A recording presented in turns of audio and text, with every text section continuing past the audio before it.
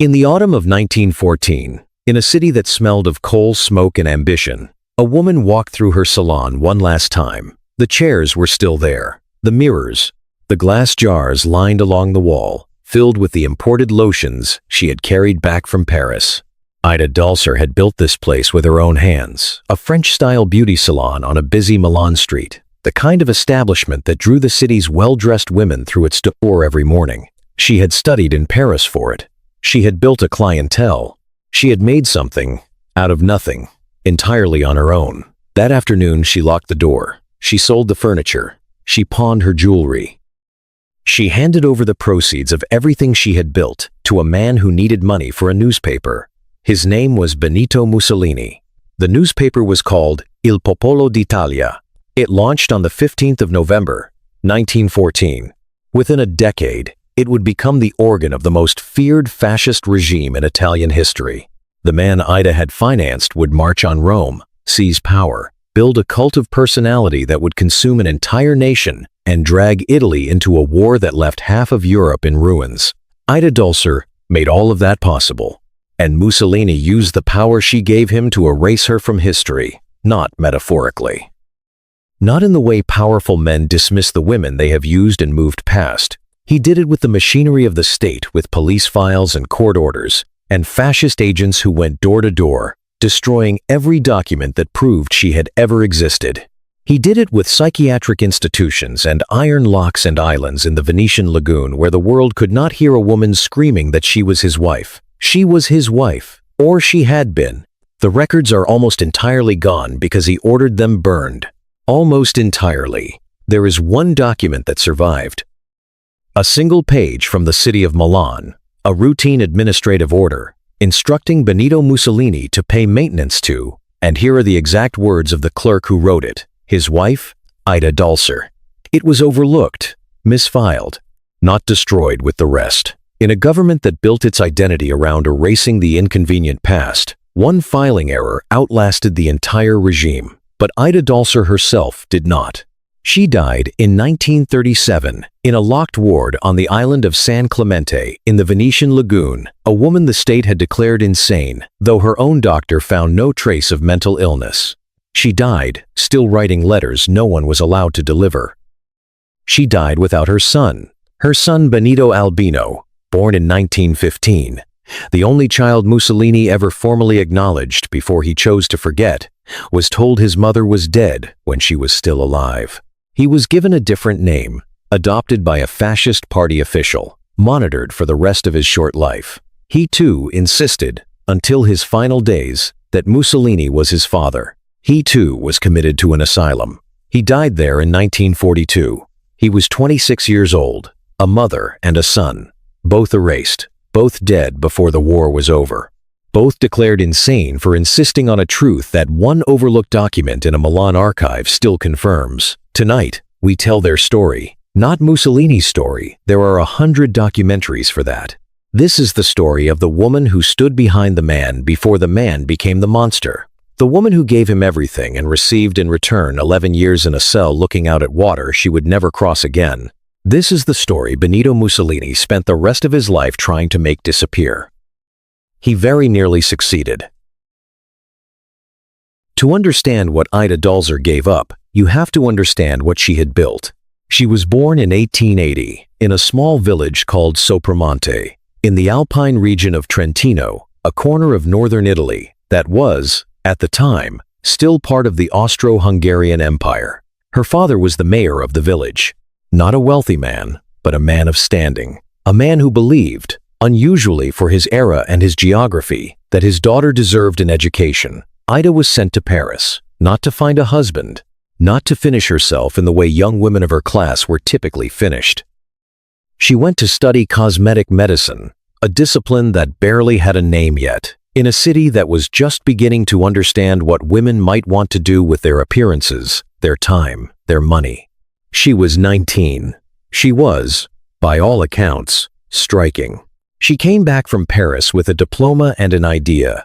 In Milan, she opened a salon, a French-style beauty salon on a busy street, the kind of establishment that was still a novelty in northern Italy at the turn of the century. She built a clientele from nothing.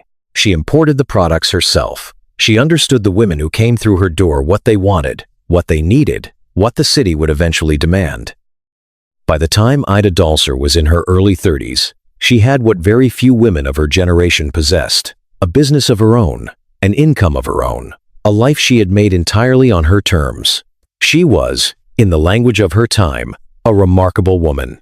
And then she met Benito Mussolini. The exact circumstances of their first meeting are unclear. The records that might have confirmed it were among the first things his agents destroyed. Some accounts place it in Trento, around 1909, when Mussolini was working as a journalist for a local socialist newspaper. Others suggest Milan, a few years later, when he was a more prominent agitator in the city's volatile political circles.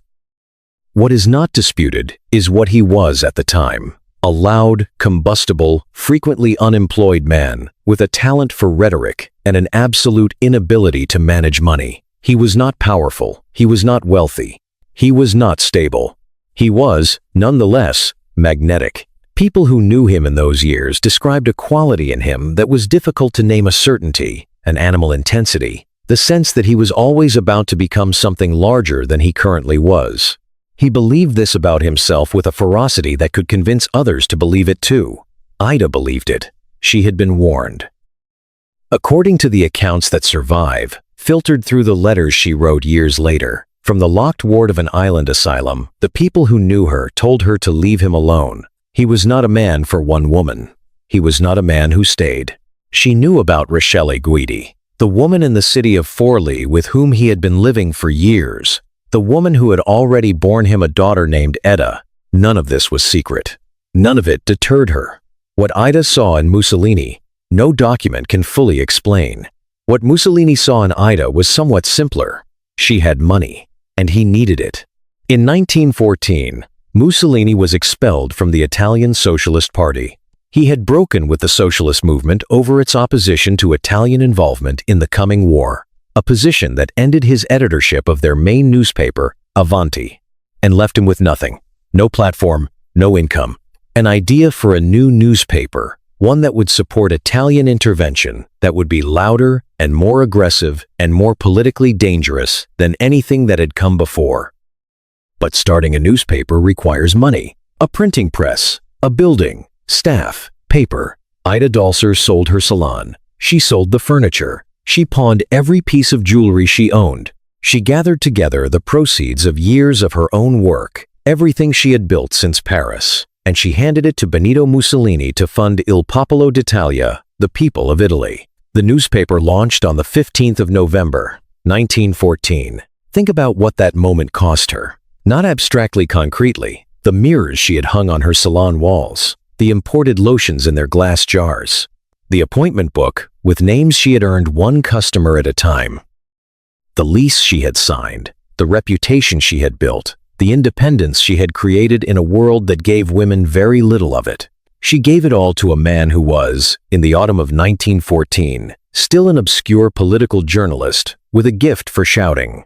In exchange, he married her, or he said he did. There was a ceremony in Milan. In 1914, the records of it were among the first his government burned when he came to power. What remained was a single municipal order, filed and forgotten in an administrative drawer, instructing Mussolini to make maintenance payments to his wife, Ida Dalser. One document, one clerk's handwriting, the only proof that would survive. Their son was born on the 31st of October, 1915, Benito Albino Mussolini. Mussolini acknowledged the boy. He held him. He gave him his name.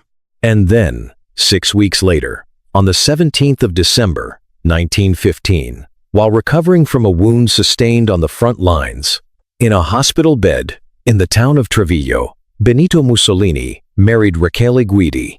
A priest performed the ceremony at his bedside. Rachele stood on one side of the bed. On the other side was nothing. No second thoughts, apparently. No hesitation. In Milan, Ida Dalser did not yet know. She was at home with a 6-week-old baby, nursing him in the apartment she had kept since selling the salon, the apartment she had paid for with the last of her savings. The name above the door was the same. The city outside the window was the same. Only the man she had married, it turned out, had never entirely existed. The news came to her, as such news often does, sideways. A rumor, then confirmation. Then the slow, dawning understanding of what it meant, not just that he had remarried while still married to her, not just that he had committed bigamy under Italian law, but that he intended to proceed as if Ida Dalser had never existed at all. She would not allow it. What Mussolini had perhaps not fully calculated when he locked that hospital room door and took his new vows and rode back to the front was the particular quality of the woman he was trying to erase. Ida Dalser had come from nothing, built something, and handed it to him without flinching. She was not a woman who accepted the version of events that others wrote for her. She was going to fight, and for a long time, longer than anyone around her seemed to think was wise, she did. In the years immediately after the war, Benito Mussolini was still becoming. He was not yet Il Duce. He was not yet the man whose face would stare down from posters in every Italian city, jaw thrust forward, eyes fixed on a future he intended to manufacture by force. He was a newspaper editor, a political agitator, the founder of a movement that had not yet decided what it fully was. The Fasci Italiani di Combattimento, the combat leagues, had been established in March of 1919. They were loud, they were violent in their street politics, and they were still, in those early years, looking for traction. Mussolini was looking for traction. He was also looking for a way to make Ida Dalser stop. She had not stopped. She had not quietly retreated to some private grief and allowed the official version of his life to proceed without her. Instead, from the moment she understood what he had done, she fought publicly, persistently, with a fury that he had perhaps mistaken for a weakness she did not have. She went to court. She presented the evidence that remained, the maintenance order from the city of Milan, the acknowledgement of their son, the testimony of people who had witnessed the 1914 ceremony. The courts were not entirely unsympathetic. A judge ruled that Mussolini had indeed fathered Benito Albino. That much was affirmed. The question of the marriage itself was harder, with the records already thinning as his agents worked through the archives. She appeared outside the offices of Il Popolo d'Italia. She stood in the street and told anyone who would listen that she was his wife. She wrote letters to the newspaper, to the courts, to public officials, to anyone in authority she believed might compel him to acknowledge what he had done. The letters were not the unhinged screeds of a disturbed woman. They were precise, specific, angry, and entirely coherent. They named names, they cited dates. They described transactions and promises, and a ceremony that, by her account, had been entirely real. Mussolini dismissed her as unstable. This was not, in the Italy of the early 1920s, a difficult thing for a man to arrange. A woman who made public scenes, who pursued a powerful man with accusations, who refused to accept the domestic silence expected of her, such a woman, was already halfway to a diagnosis. The language was ready-made. The machinery was in place. All that was needed was the right moment. But the moment had not yet come. And in the meantime, something else was happening, something that made Ida's persistence less a private nuisance and more a genuine political threat. Mussolini was ascending. The March on Rome took place in October of 1922. King Victor Emmanuel III, faced with the organized intimidation of the fascist movement and unwilling to order the army to suppress it, invited Mussolini to form a government. He became prime minister at 39 years old. The man Ida had bankrolled in a rented office with money from her sold furniture and pawned rings was now the most powerful man in Italy. And she was still there, still making claims, still holding whatever fragments of evidence had not yet been destroyed. Think about the position this created. Mussolini's public identity rested, in part, on the image of a strong Italian family, Rochelle, the children, the stability of domestic virtue as a counterpoint to his political ferocity.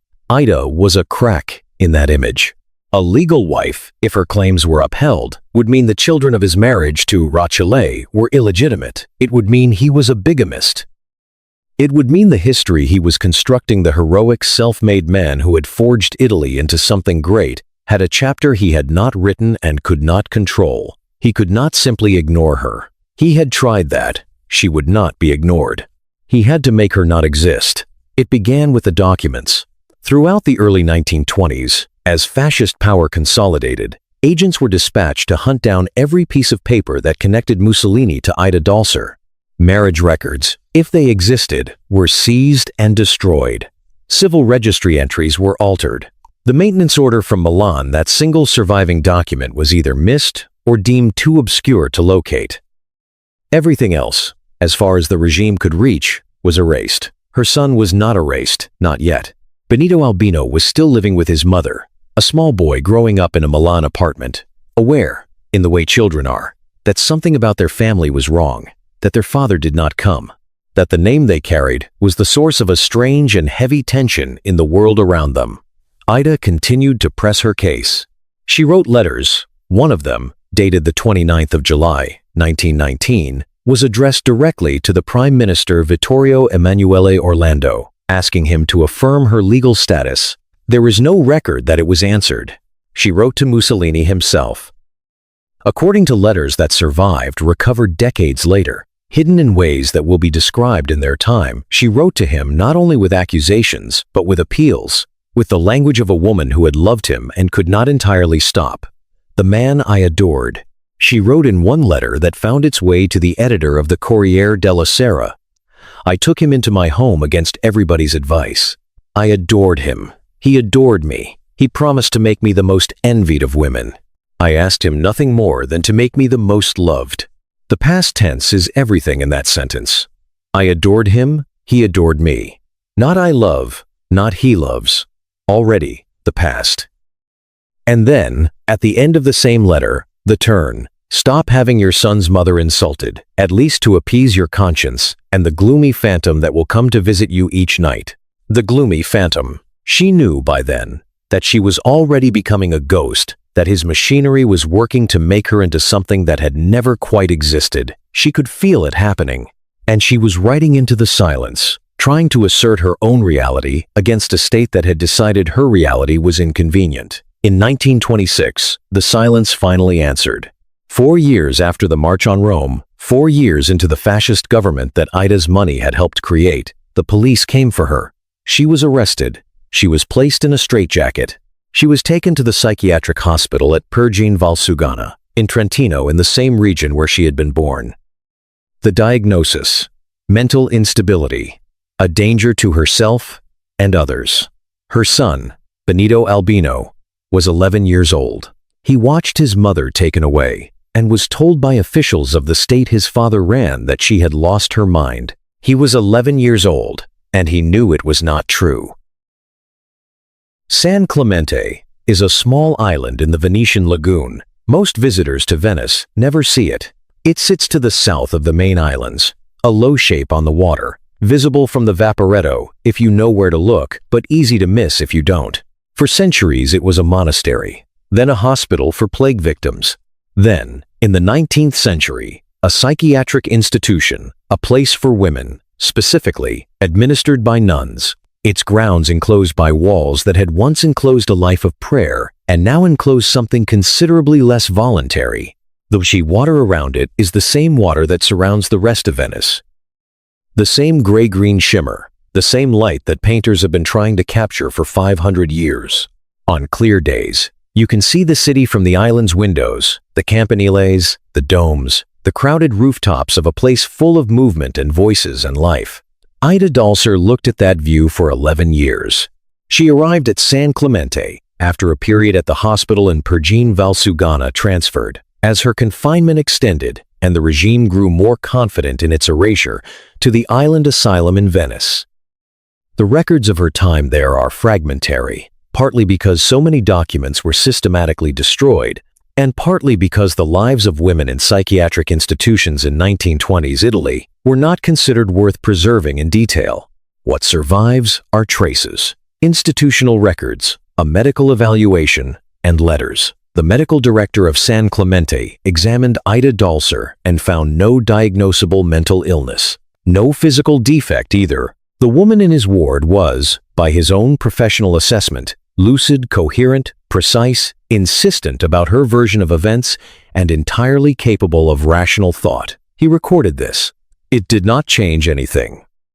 She was kept, regardless. The reason, never formally stated but perfectly legible in retrospect, was not her mental state. It was her memory. Ida Dalser remembered things the Italian state had decided she should not be allowed to remember: a marriage, a newspaper, a man who had stood beside her in a ceremony, and then spent the next decade trying to make the ceremony unhappen. As long as she was alive and speaking, that memory existed. The island was not a hospital, it was a silence. And into that silence, she wrote. The letters began almost immediately after her arrival: appeals, arguments, pleas addressed to anyone she believed might have the power or the conscience to intervene. She wrote to the Pope. She wrote to King Victor Emmanuel III. She wrote to editors of major newspapers. She wrote to Mussolini himself, repeatedly, in a register that shifted between accusation and something that still, even then, resembled the voice of a woman who had once believed he was capable of decency. The letters were written in pencil, on large pieces of paper, not designed for correspondence, whatever materials she could obtain in a locked ward. They were, by all accounts, entirely coherent. They named specific dates, specific promises, specific documents. They were not the writings of a disturbed mind. They were the writings of a woman who understood exactly what was happening to her and was determined to put it on record anyway, even if no one was allowed to receive the record. Most of the letters were intercepted, destroyed. Traces of some survived: fragments, copies made by sympathetic staff, pieces that slipped through the system and were hidden.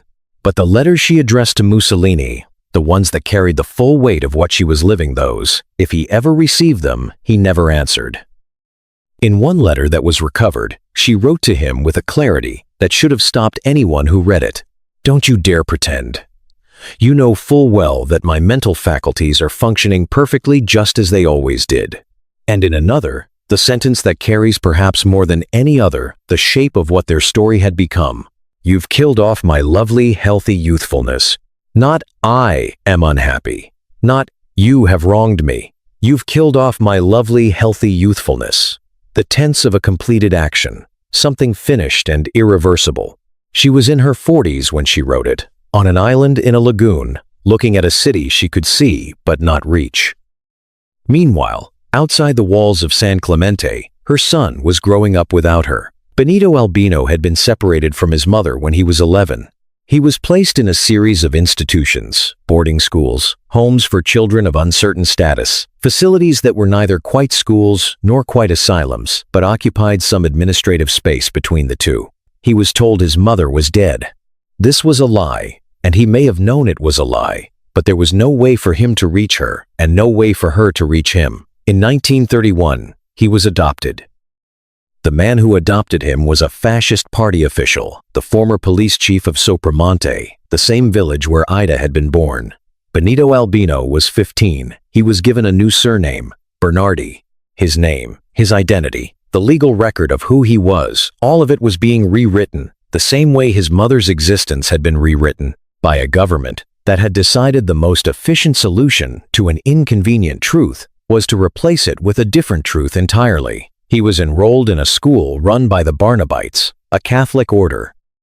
He was monitored. The surveillance reports on him are among the few documents from this period that survived, not because they were meant to be preserved, but because bureaucracies generate paper faster than they can destroy it. The reports note, repeatedly, one particular concern. He would not stop saying that Mussolini was his father. At school, when asked about his family, he said it. On naval enrollment forms, when he was old enough to join the Italian Royal Navy, he said it. To colleagues, to strangers, in casual conversations that were not casual at all for the men assigned to watch him, he said it. Not as a provocation, apparently, not as a political act. Simply as a fact he refused to relinquish, the same way his mother in her island ward refused to relinquish the facts she had witnessed.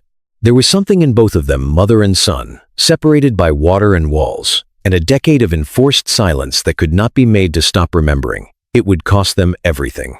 Back on the island, in the ward overlooking the lagoon, Ida Dalser's health was deteriorating. 11 years of confinement leave marks that no document fully captures. The body registers what the mind insists on surviving.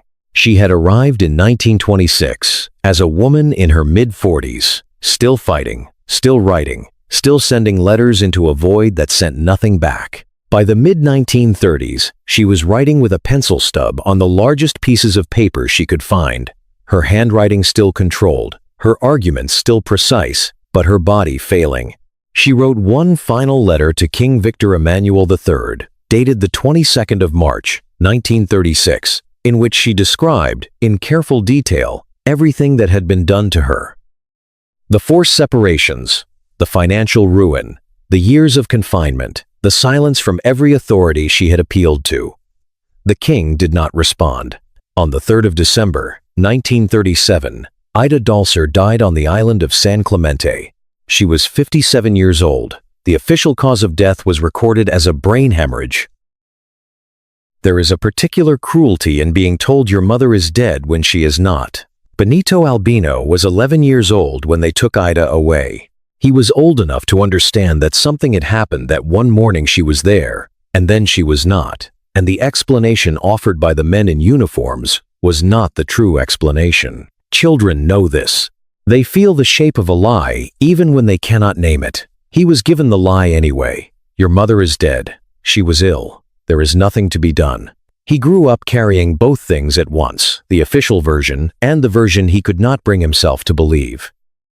He was sent to boarding school, monitored, renamed, placed in the care of a state apparatus that was simultaneously trying to shape him into something useful and trying to ensure he would never become something dangerous. The balancing act required constant attention from the men assigned to watch him. They watched him because he kept saying the wrong thing. Benito Albino Mussolini Bernardi, officially, after the adoption, but never in his own accounting of himself, had inherited something from his mother that no renaming could remove. He had inherited her refusal, her specific, stubborn, entirely coherent insistence on the version of events he knew to be true. His father was Benito Mussolini. He had been told not to say it. He said it anyway. At school, when classmates asked about his family, he told them. On official forms, where the question of parentage was a bureaucratic box to be filled neutrally, he filled it with the name that caused trouble.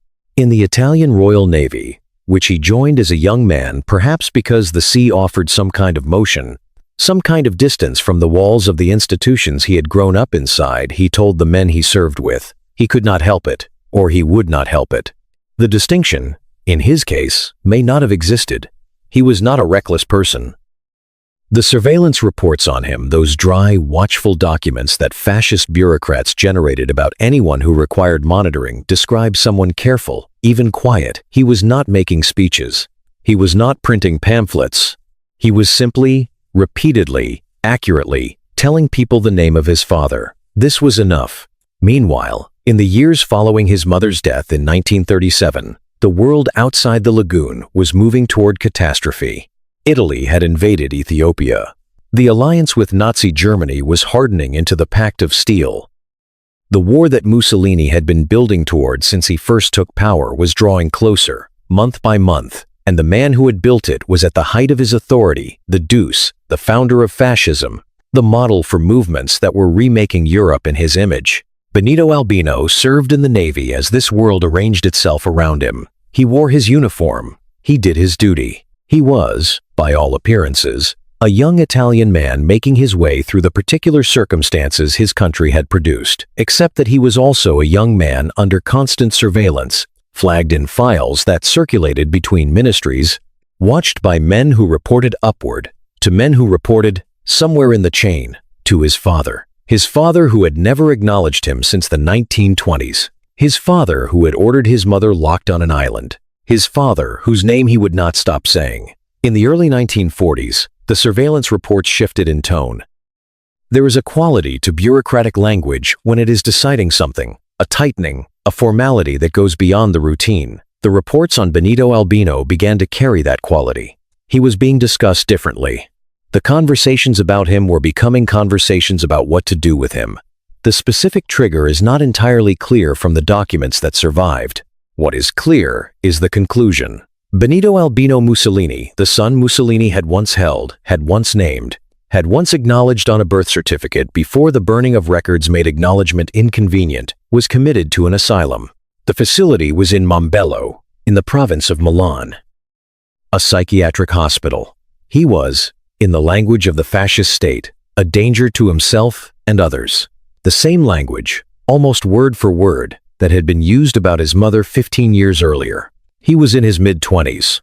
He had not gone quietly. He had done what his mother had done, insisted, argued, written letters, appealed to whatever authority he could reach. He was, like her, found to be entirely lucid by at least some of the medical staff who examined him. He was, like her, committed anyway. He was, like her, considered a problem that could not be solved by reason, and therefore had to be solved by walls. In the asylum at Mombello, the treatment was aggressive. The records describe repeated administration of what the documents call coma-inducing injections, insulin coma therapy, a technique used in psychiatric medicine of the era, with a casualness about consequence that later generations would find difficult to comprehend. The therapy was applied, repeatedly, to a young man whose primary symptoms appear to have been a refusal to accept a lie about his parentage. The exact circumstances of what followed are disputed. What is not disputed is the outcome. Benito Albino Mussolini died on the 26th of August, 1942. He was 26 years old. His mother had died 5 years earlier, on an island she could see Venice from but could not leave. His father was still alive, still in power, still il duce, though the war was already turning against him, the cities already beginning to burn, the alliances already beginning to crack. The man who had once held this child and given him his name was presiding over the destruction of the country he had claimed to be saving. He did not attend his son's funeral. There is no record that he acknowledged the death at all. A mother and a son, erased by the same machinery, confined by the same diagnoses. Dead before the man who ordered their erasure had even fallen from power. And somewhere, in an apartment in northern Italy, in a drawer, in a box, in the belly of a stuffed bird on a shelf, a woman named Ida had hidden her letters before they took her away. She had known they would come for her. She had understood, even before the arrest, that the walls were closing. And so she had done what she could. She had gathered the letters Mussolini had written to her, the love letters, from the years before the power, when he had been nobody, and she had been the woman who believed in him, and she had passed them to her sister. "Hide these," she had said. "Do not let them find these." Her sister had hidden them, in a stuffed bird, in the hollow of a taxidermied animal on a shelf, in an unused well in a courtyard, in the kinds of places that searchers don't think to. Marco Zenni opened the bird carefully.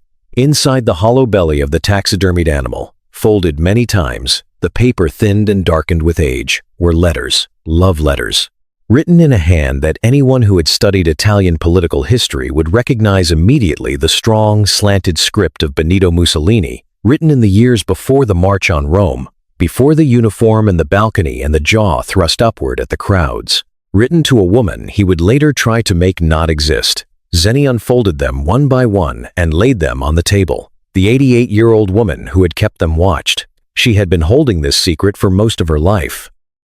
Her aunt had asked her family to keep it. They had kept it through the fascist years, through the war, through the post-war silence, through the decades when speaking about Mussolini at all required a certain careful calibration. They had kept it because Ida had asked them to, and because the alternative, handing the letters to a government that might destroy them, or simply burning them to be safe, had felt like finishing what Mussolini had started. They were not going to finish what Mussolini had started. "My little Ida," the first letter began, "I have just arrived after 12 endless hours on a train that left me completely covered in soot. I washed it off as best as I could, and my first thought, even before going to dinner, is you. Are you pleased? Will you say, once again, that you alone love me, while I don't love you? I love you too, my dear Ida. Even though I haven't been able to prove it to you, during my journey, I thought of you a lot. Every time young married couples or sweethearts came into my compartment, I thought about our trip, the trip we have planned." The man who wrote this letter was nobody. A journalist on a small newspaper, traveling third class on a train, thinking about a woman waiting for him in Milan. The intimacy is unmistakable. The tenderness, clumsy, uncertain.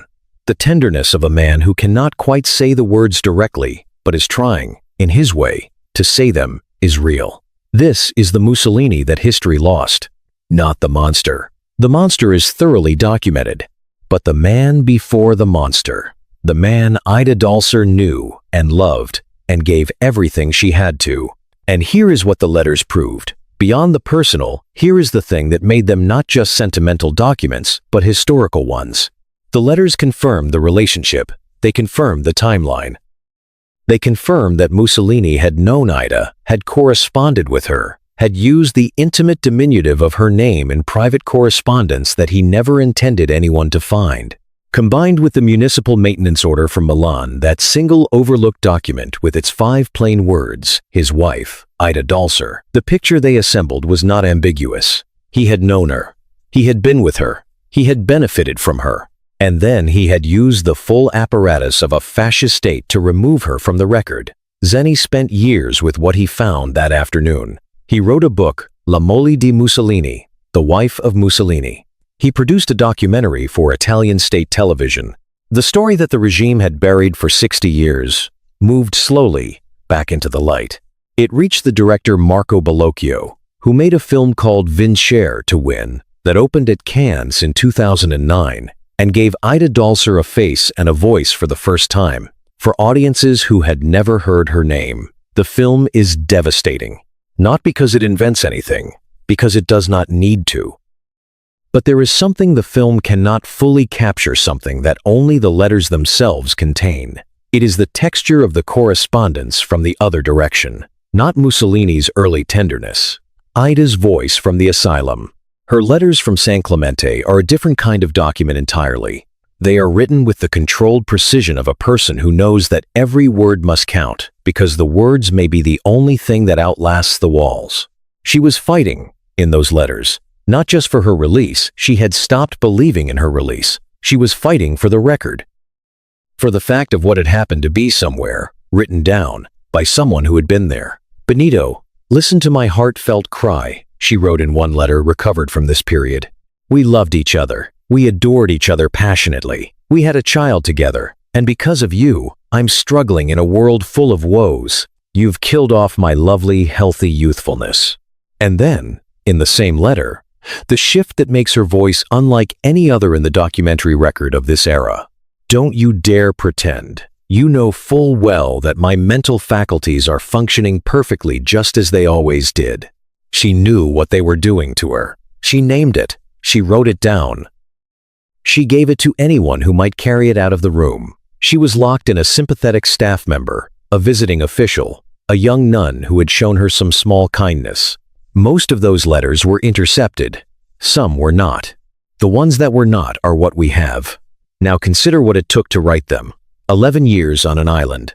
A son, she had been told, was in good hands, not knowing he was already living under surveillance, already being shaped into someone else. Letters to the Pope that were never delivered. Letters to the king that received no response. A medical director who looked at her and wrote in his report that she showed no signs of mental illness and then went home at the end of his shift while she stayed. She had given this man everything she had. She had believed in him before anyone else believed in him. She had funded the newspaper that became the engine of his rise. She had borne his child. She had signed her name beside his in whatever ceremony there was, in whatever room, in whatever year, the records no longer confirm. And she had ended up on an island, writing letters in pencil on paper too large for correspondence, looking at a city she could see from her window and could not reach. The question that Ida Dalser's story forces is not about Mussolini. It is about her. About what it means to love someone before they become what they become, to be the person who saw something in them, who staked everything on that seeing, and then to watch as the thing you believed in turns into the machinery of your own destruction. She had not been wrong about his potential. She had simply not understood what kind of potential it was. In the letter she wrote to the editor of the Corriere della Sera, the letter that was addressed not to Mussolini but about him, to someone she hoped might publish what she was saying, she described the early years with a precision that makes the reader feel the specific weight of what she lost. The man I adored, defended, took care of when he was ill, followed like a shadow to rallies and demonstrations, praying and begging for an end to the duels, giving him an adorable son who looks exactly like him. Why did I do all this? Certainly not for his wealth. If he had been engulfed in flames or under a hail of bullets, I would have rushed to his aid. At that time, he was not an unjust man. He was a real angel, an abandoned genius. I took him into my home against everybody's advice. An abandoned genius, that is what she called him. She had rescued him. She had believed the genius was real, and the abandonment was what she could fix with money, with love, with the complete offering of everything she had built. And she had fixed it. He was no longer abandoned. He became, because of her, the most powerful man in Italy, and then he abandoned her. On the 3rd of December, 1937, Ida Dalser died in her locked ward on the island of San Clemente. The cause was listed as a brain hemorrhage. She was 57 years old. She had spent 11 of those years behind walls she had never deserved to be behind. 5 years later, on the 26th of August, 1942, her son, Benito Albino, died at the asylum in Mombello. He was 26. He had spent his short adult life being surveilled, renamed, institutionalized, and injected with substances that put him into a coma from which eventually he did not emerge. He died, still insisting that Mussolini was his father. It was the last true thing, he said. 2 years after his son's death, Mussolini was overthrown by his own government. He was arrested, rescued by German paratroopers, installed as the puppet head of a rump state in northern Italy as the Allied forces advanced from the south. On the 28th of April, 1945, 3 years after the death of the son whose name he had erased, Mussolini was captured by Italian partisans on the western shore of Lake Como. He was shot.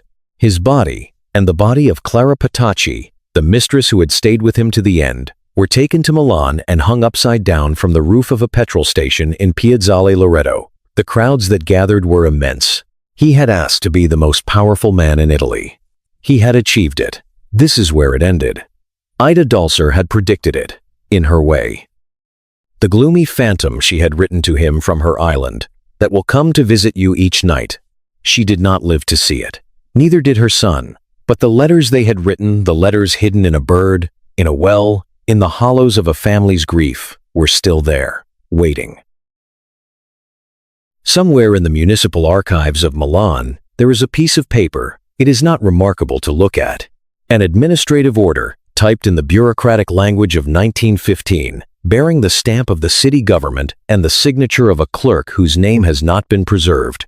It instructs a man named Benito Mussolini to make maintenance payments for the support of his dependents.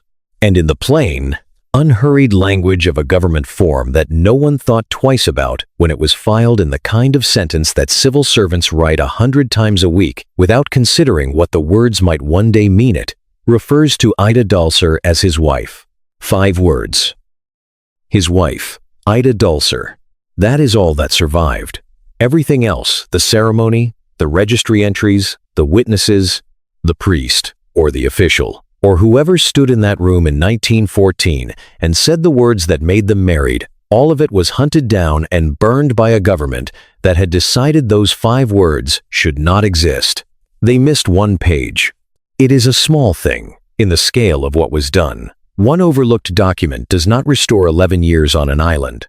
It does not give Benito Albino back the name they took from him, or the mother they told him was dead, or the 26 years he had before a coma-inducing injection ended them.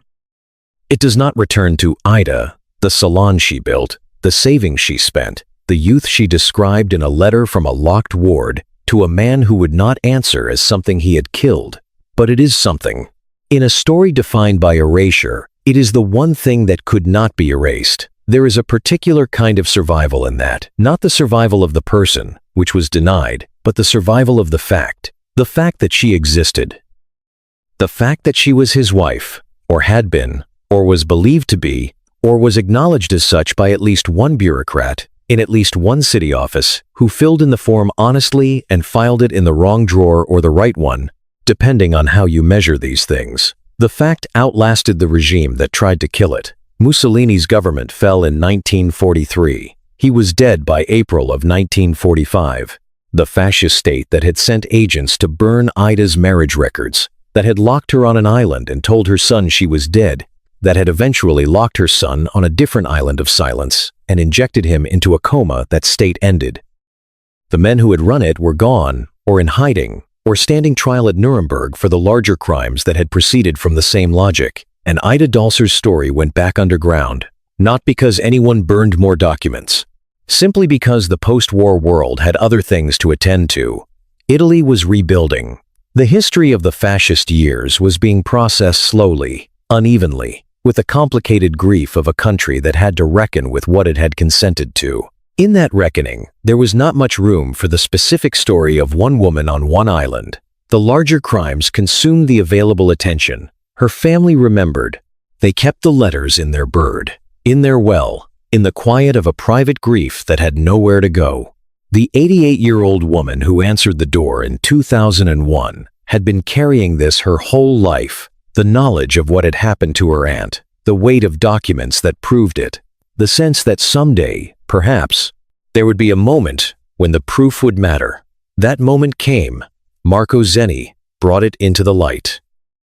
The documentary, the books, the film at Cannes, all of it moved the story from the archive into the world.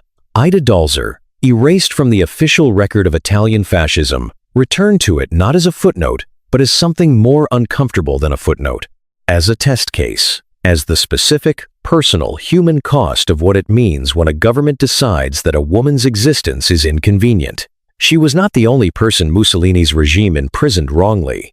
She was not the only person it silenced, renamed, destroyed. The scale of what Italian fascism did is documented in ways that require entire libraries to contain, but Ida's story does something that the larger scale cannot always do. It makes it small enough to hold. One woman, one salon, one set of letters passed from hand to hand in a family that refused to burn them, one stuffed bird on a shelf, one document in a drawer that nobody found. She had written from her island that she was asking for very little: her son, her release, the acknowledgement of 5 words that she knew were true. She did not get any of it. But somewhere in the long arithmetic of history, in the way that some things survive precisely because they were considered too small to bother destroying, the 5 words survived. His wife, Ida Dalser. The regime is gone. The man is gone. The island is now a luxury hotel. Guests sit on the terrace where the asylum ward once looked out over the lagoon, drinking wine in the evening light, watching the boats move across the water toward Venice. The document remains,